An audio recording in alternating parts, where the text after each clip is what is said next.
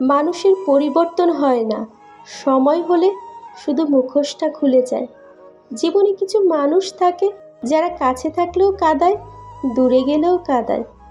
সিদ্ধান্ত ভালোবাসার আগে নিতে হয়, ভালোবাসার পর নিতে হয় দায়িত্ব। অন্যের দোষ দিয়ে কি হবে, যেখানে আমার চেহারাটাই খারাপ। একজন স্মার্ট মানুষের চেয়ে একজন দায়িত্ববান মানুষ বেশি সুন্দর। অভিমানের ভাষা যদি সবাই বুঝতো, তাহলে সম্পর্কগুলো কখনো বিচ্ছেদ হতো না। সম্পর্ক যখন নতুন হয়, তখন মানুষ অজুহাত খোঁজে কথা বলার জন্য, আর সম্পর্ক যখন পুরানো হয়, তখন মানুষ অজুহাত খোঁজে এড়িয়ে যাবার জন্যে। আমার একটা স্বপ্ন ছিল যে আমার জীবনে এমন একজন থাকবে যে আমাকে আমার মতো করে ভালোবাসবে, কিন্তু পরে বুঝলাম স্বপ্ন কখনো সত্যি হয় না। একটা মাছ জলে ডুবে যাচ্ছিল, আমি তুলে এনে মাটিতে রেখে দিয়েছি। এখন খুশিতে সে লাফাচ্ছে। আজকাল একেই বলে মানবতা। যখন কেউ বুঝতে পারবে আপনি তার জন্য পাগল, তখনই সে আপনাকে অবহেলা করতে শুরু করবে। জীবনে কষ্ট পাওয়াটা খুব দরকার, কারণ কষ্ট পেলেই মানুষ নিজেকে বদলাতে পারে। যাদের রাগ বেশি, তারাই রাগের মাথায় অনেক কিছু বলে দেয়, কিন্তু রাগ কমে গেলে তারাই বেশি কষ্ট পায়।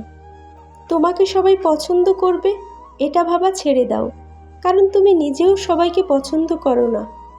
2 হাত দিয়ে একসাথে 10 জনকে মারা যায় না, কিন্তু 2 হাত জোর করে একসাথে 100 জনের মন জয় করা যায়। ধনীর রাগ বেশি, গরিবের ক্ষুধা বেশি, আর মধ্যবিত্তের চোখে স্বপ্ন বেশি। পৃথিবীতে সবথেকে আপন হলো চোখের জল, কারণ তুমি তাকে সুখের সময় না পেলেও দুঃখের সময় ঠিকই পাবে। মানসিক সাপোর্টটা হাসপাতালের লাইফ সাপোর্টের মতো ব্যয়বহুল নয়, তবু বিপদে এটা সবচেয়ে দামি।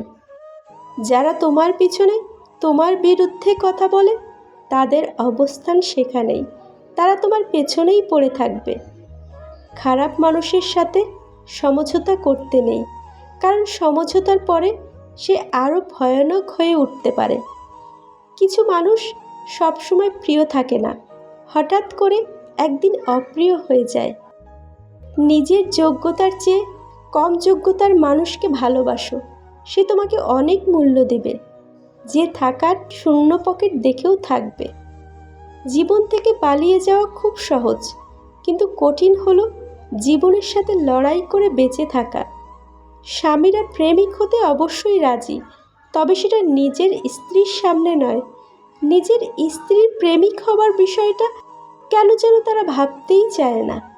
বেঁচে থাকতে কেমন করে বেঁচে আছো কেউ জানতে চাইবে না, কিন্তু মারা গেলে কেমন করে মারা গেলে সেটা সবাই জানতে চাইবে। আজ এ পর্যন্ত। ভিডিওটা ভালো লাগলে প্লিজ একটা লাইক করবেন, কারণ আপনাদের একটা লাইক আমাকে পরবর্তী ভিডিও বানাতে উৎসাহিত করে।